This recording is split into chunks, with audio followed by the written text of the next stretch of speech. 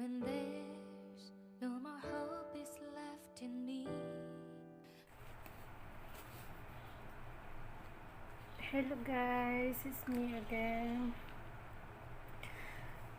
Wala kasi akong magawa guys, kaya naglilista ako ng expenses sa bahay sa Pinas.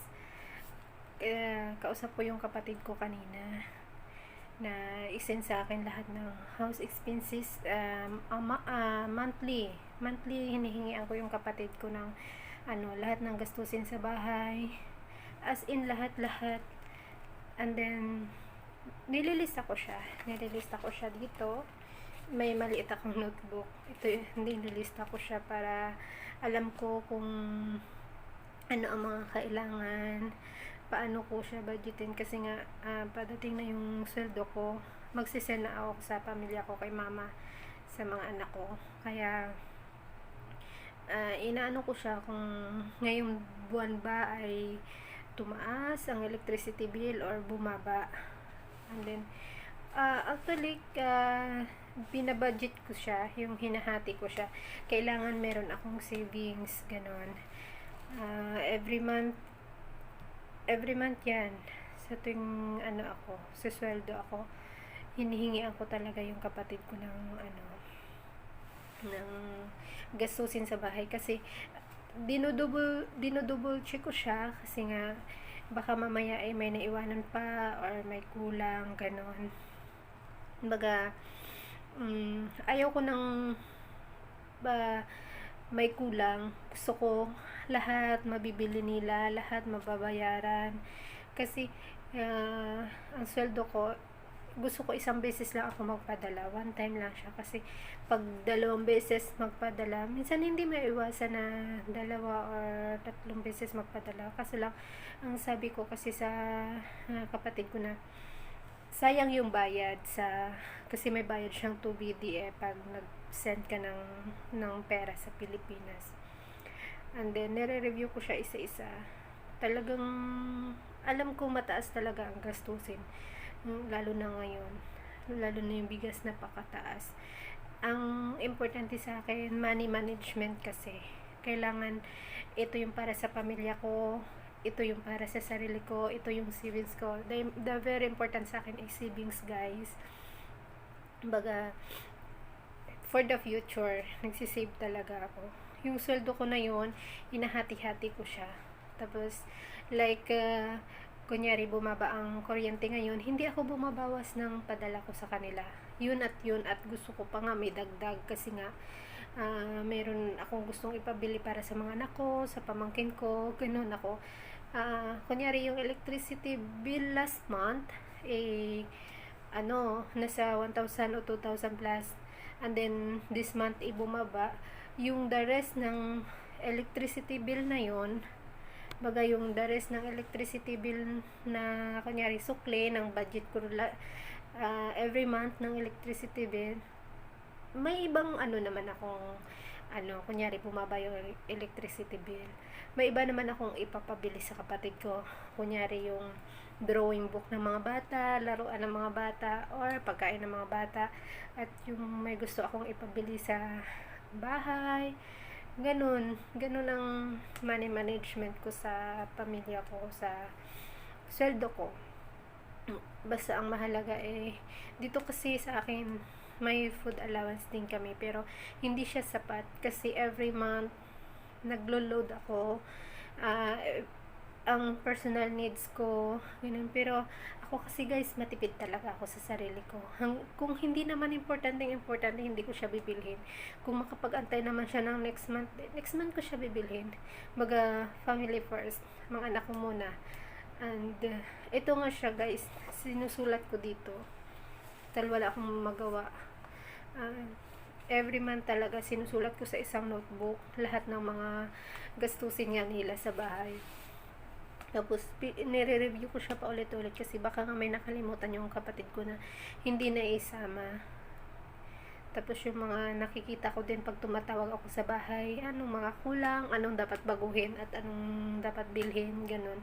Kaya lagi akong nagsasabi kay mama na ano ang kailangan, Kasi ayaw ko talaga na problema sila guys ng lalo na sa pagkain. Ayaw ko. Gusto ko sapat yung pagkain nila, ganun. Kasi nga, nandito nga ako nagtatrabaho nga para sa kanila. Basta importante may na-save ka sa sweldo mo. Bilang OFW, importante yun. Lalo na ngayon pauwi ako, kailangan meron akong masave. Kasi hindi mo masabi pag bakasyon po sa Pinas, baka mamaya mag-lockdown or what, saan ako kukuha ng pera. Nobody support. Baga, ayaw kong mangutang or mas maganda yung may natabi kang pera, at saka para din naman sa mga future ng anak ko. Meron akong pinaplano na tapos meron din akong gustong bilhin sa sarili ko, yung like magandang cellphone, kasi nga naggagawa ako ng mga vlogs ko everyday, or not everyday naman, kasi minsan pag busy ako sa trabaho, magandang camera, ganun. Minamanage ko ang sweldo ko, kung saan siya napupunta, at anong paggastusan ko, ganun.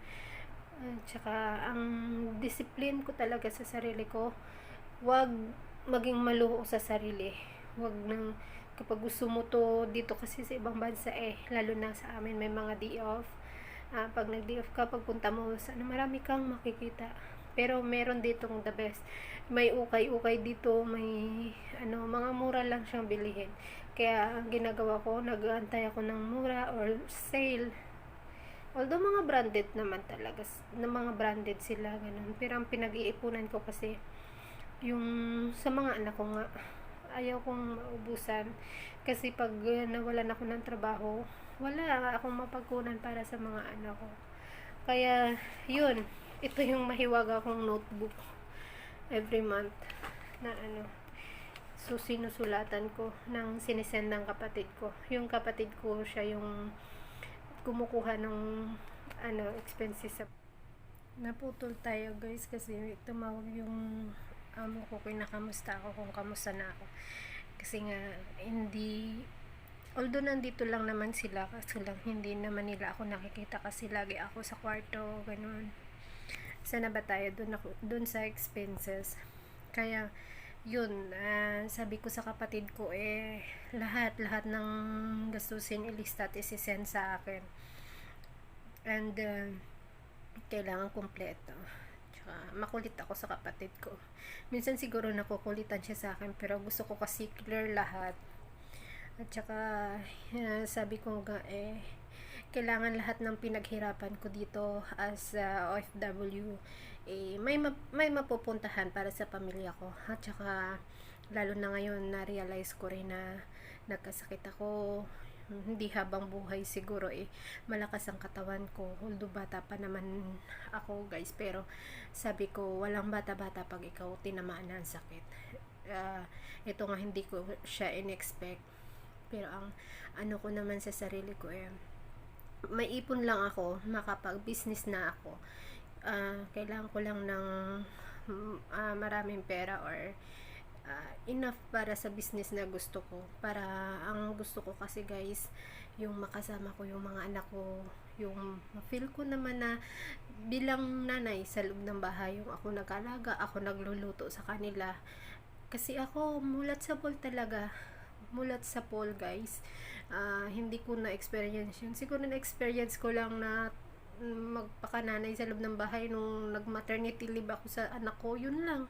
Tapos after that 3 months maternity leave, and then back to work na naman ako. Never ko siyang na-experience sa age kong ganito na ako talaga hands-on sa anak ko.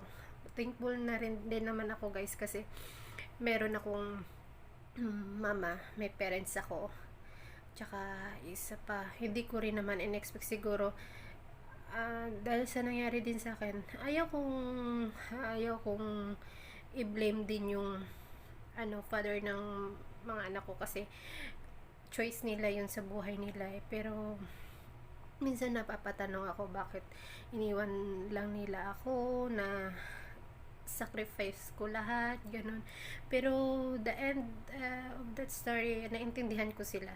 Sabi ko nga, wala naman sigurong wala naman sigurong tatay na ano, naghanap din naman siguro sila ng partner talaga na hands-on sa kanila. Kaya ako kasi that time, very very busy talaga ako sa trabaho. Ayaw ko ng ano, hindi ako sanay sa bahay lang. Tapos yun nga guys, gusto ko talaga ma-experience yung inaalagaan ko anak ko. At saka ngayon palaki na yung anak ko. Siguro maglalaan lang ako ng how many years dito siguro. Hindi naman siguro long years or what. Basta gusto ko lang makapag-invest, makapag-ipon, and then mag-stable na ako para sa mga anak ko. Kasi nga, naintindihan ko yung mga anak ko na naghanap sila ng nanay, wala silang tatay, wala pang nanay, kaya kaya ako din gustong gusto kong nasa tabi lang ng mga anak ko. Baga, experience ko rin yun na paano alagaan yung anak ko, ganon. Tapos, sabi ko nga sa sarili ko, siguro habang buhay na akong ganito, talagang trabaho ng trabaho. Kasi kung hindi ka magtrabaho, saan ka kukuha ng everyday na pangangailangan, lalo na okay lang sana kung dalaga or ano, ay lalo na may anak ako, tsaka nobody help me naman nobody help para sa mga anak ko, kundi ako lang yung magbibigay para sa future ng mga anak ko.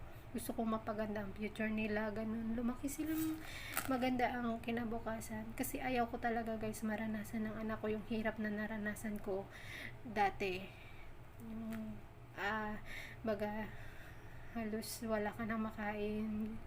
Kaya maliit pa lang ako, talagang nagtatrabaho na talaga ako, nagsisikap na talaga ako. Kasi sinabi ko sa sarili ko, pag ako nagkapamilya or ano, ayaw kong maranasan nila. Kahit si mama ko, ayaw kong maranasan ni mama na ano, gusto ko magaan sa kanila.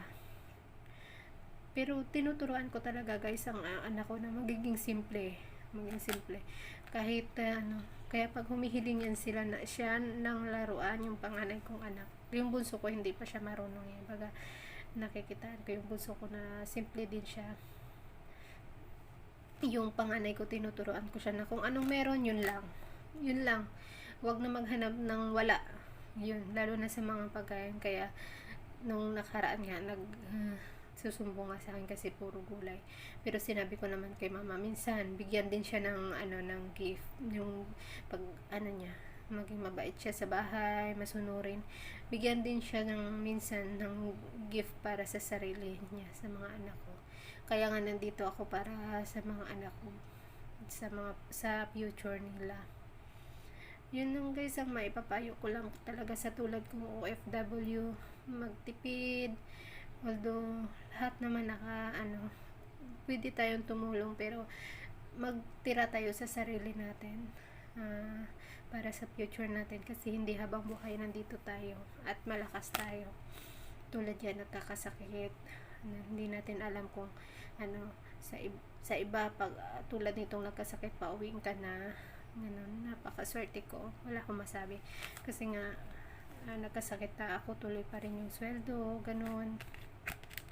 Kaya yun lang ang ginawa ko ngayong araw na to.